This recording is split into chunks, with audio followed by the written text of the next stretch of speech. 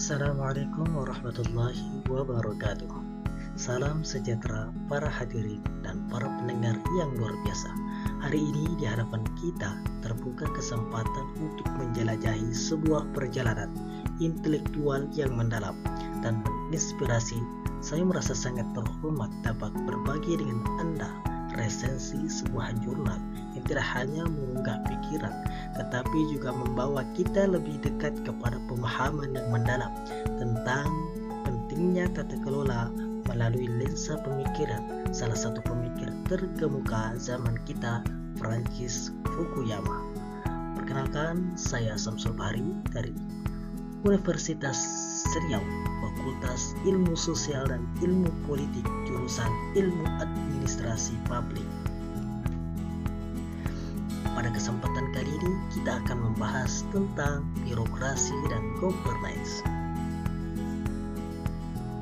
Jurnal yang kita bahas hari ini berjudul What is Governance? Apa itu tata kelola? Tidak hanya sekedar kumpulan tulisan akademis, melainkan sebuah arus kebijaksanaan yang mengalir dari intelektualitas yang mendalam. Jurnal ini menghidupkan kembali diskusi tentang tata kelola dengan kecerdasan yang tajam dan kepekaan yang menggugah hati. Dari penulis Francis Fukuyama dengan jurnal Governance and International Journal of Policy, Administration and Institutions. Tahun penerbit 2013, penerbit Wiley Blackwell.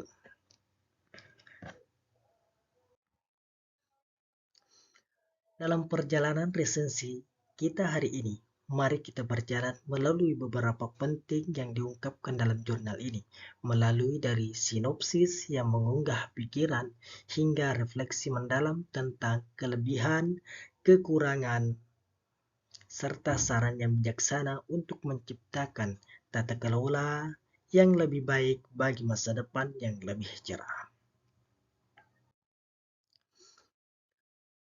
Dari sinopsis, Francis Fukuyama mengajak kita dalam sebuah perjalanan intelektual yang membebaskan dengan menjelaskan bahwa What is Governance berupaya memberikan definisi yang lebih jelas dan operasional tentang tata kelola governance yang seringkali kabur dalam diskusi akademis dan praktis. Fukuyama menekankan bahwa tata kelola bukan hanya soal demokrasi atau keterlibatan politik, tetapi juga mencakup kapasitas institusi pemerintah untuk melaksanakan kebijakan secara efektif. Artikel ini menawarkan kerangka kerja untuk mengukur dan menilai kualitas tata kelola dengan fokus pada kapasitas dan otonomi birokrasi. Fukuyama memulai artikelnya dengan menyatakan bahwa istilah tata kelola sering digunakan secara longgar tanpa definisi yang jelas. Hal ini menyebabkan kebingungan dalam penerapan kebijakan dan pengukuran kualitas pemerintahan. Dia berpendapat bahwa tata kelola yang baik adalah esensial untuk pembangunan ekonomi dan sosial. Oleh karena itu, penting untuk memiliki definisi dan kerangka kerja yang jelas untuk mengukur dan menilai kualitas tata kelola.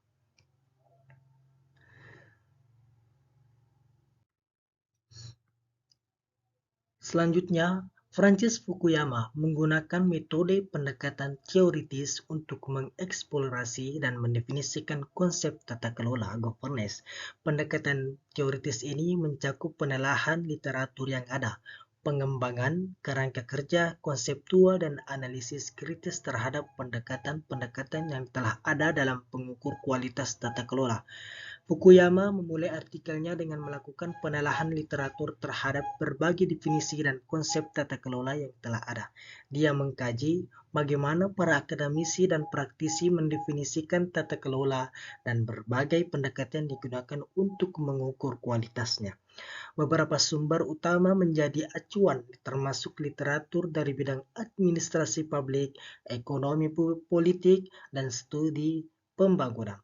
Berdasarkan penelaahan literatur, Fukuyama mengembangkan kerangka konseptual baru untuk mendefinisikan dan mengukur kualitas tata kelola. Kerangka ini terdiri dari ukuran prosedural, ukuran kapasitas, ukuran hasil, ukuran ekonomi birokrasi.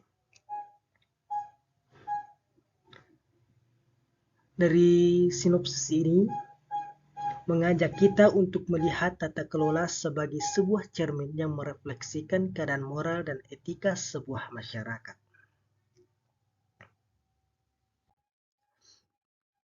Salah satu titik cemerlang dari kelebihan jurnal ini adalah satu, pendekatan multidimensi. Dalam definisi tata kelola, Fukuyama berhasil menggabungkan berbagai perspektif dalam mendefinisikan tata kelola.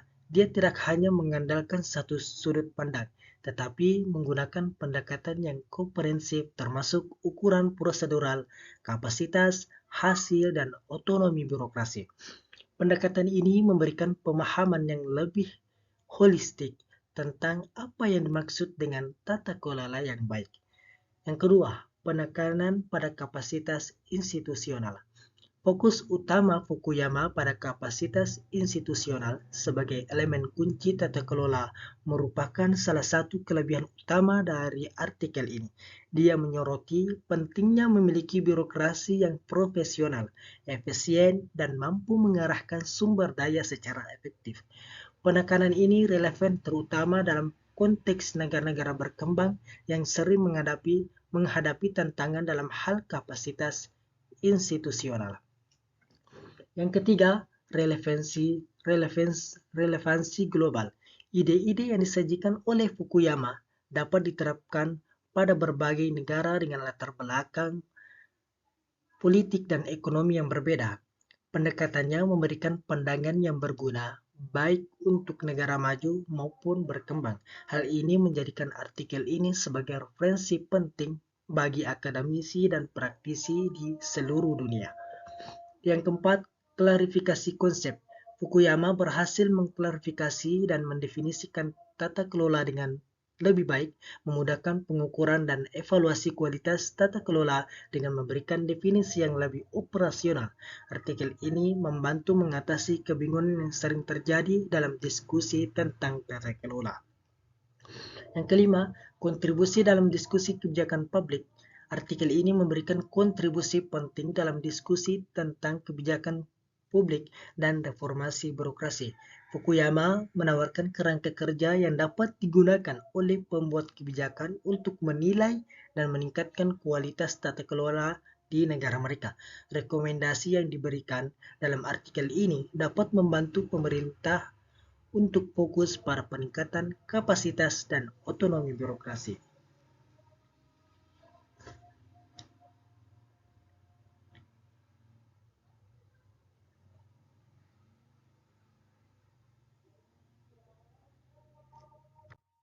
Selanjutnya, kita akan membahas tentang kekurangan. Kekurangannya yaitu dari yang pertama, kurangnya data empiris. Salah satu kritik utama terhadap artikel ini adalah kurangnya data empiris atau studi kasus konkret untuk mendukung argumen Fukuyama. Artikel ini lebih bersifat teoritis dan tanpa bukti empiris, validitas, dan aplikasi praktis dari kerangka kerja yang diusulkan menjadi terbatas. Pembaca mungkin menemukan bahwa argumen yang disajikan kurang meyakinkan tanpa dukungan data konkret. Yang kedua, abstraksi tinggi. Pendekatan yang digunakan dalam artikel ini cenderung abstrak, dengan konsep-konsep yang mungkin sulit dipahami dan diaplikasikan langsung oleh praktisi atau pembuat kebijakan. Ada kebutuhan untuk menyederhanakan konsep-konsep ini agar lebih mudah diimplementasikan di lapangan. Konsep yang abstrak juga dapat membuat pembaca kesulitan dalam menghubungkan teori dengan praktik yang nyata. Yang ketiga, penekanan berlebihan pada kapasitas negara. Fokus yang terlalu berat pada kapasitas institusional dapat mengabaikan aspek penting lainnya seperti keterlibatan masyarakat dan transparansi.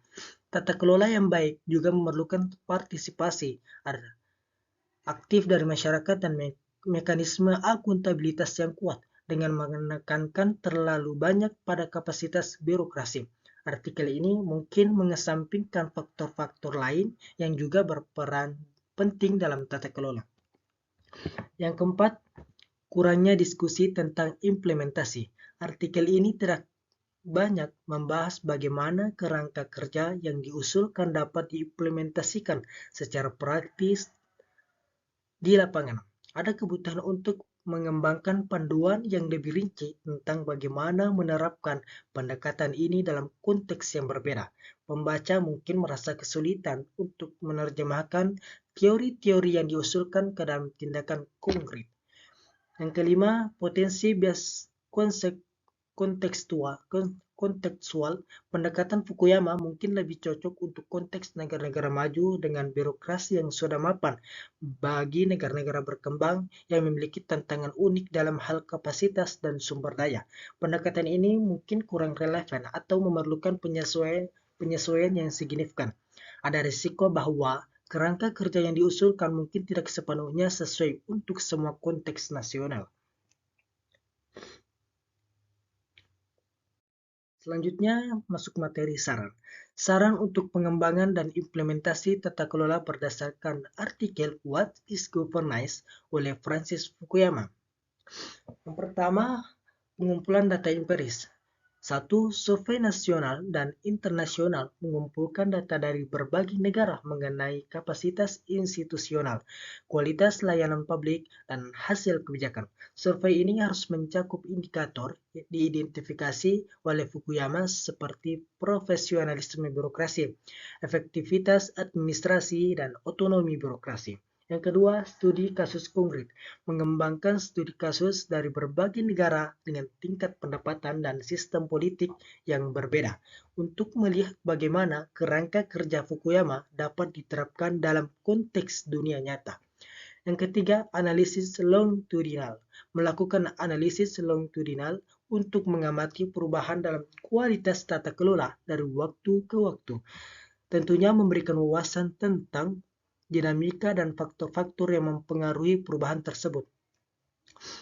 Yang kedua, penyesuaian kontekstual dan adaptasi lokal. 1. Pengembangan kapasitas lokal fokus pada pelatihan pegawai negeri. Yang kedua, peningkatan infrastruktur, investasi dalam teknologi informasi atau TI.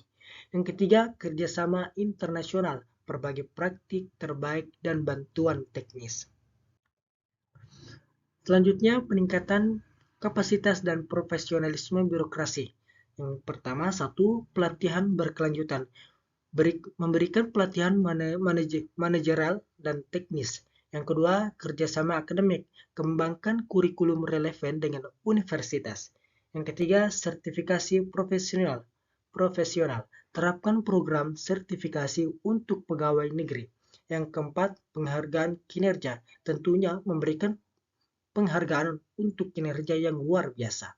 Yang kelima, insentif finansial. Tawarkan insentif finansial kompetitif. Selanjutnya, penguatan mekanisme akuntabilitas dan transparansi. 1. Publikasi data, akses terbuka untuk data publik. Yang kedua, teknologi informasi, gunakan teknologi untuk transparansi. Yang ketiga, audit independen, audit reguler oleh badan independen. Yang keempat, pengaduan publik, sistem pengaduan untuk masyarakat. Namun, Fukuyama tidak hanya menyajikan tantangan seperti ini, juga memberikan saran bijaksana tentang bagaimana kita dapat mengatasi hambatan tersebut. Melalui pembangunan kapasitas, institusi pemberantasan korupsi, dan penguatan aturan hukum, kita dapat membangun fondasi yang lebih kokoh untuk tata kelola yang lebih baik di masa depan. Kerjasama internasional dan pertukaran pembelajaran antara negara juga menjadi kunci dalam menggalang dukungan global untuk perubahan yang diperlukan. Baik, sebagai penutup, mari kita bersama-sama merenungkan tentang bagaimana kita dapat berkontribusi dalam mewujudkan tata kelola yang lebih baik, yang mengarah pada kemakmuran, keadilan, dan stabilitas bagi semua. Terima kasih telah mengikuti presentasi saya dengan perhatian penuh dengan saya. Saya sangat bersemangat untuk berdiskusi lebih lanjut tentang tema yang menginspirasi ini. Sampai jumpa di lain waktu. Wabillahi taufiq wal hidayah. Wassalamualaikum warahmatullahi wabarakatuh.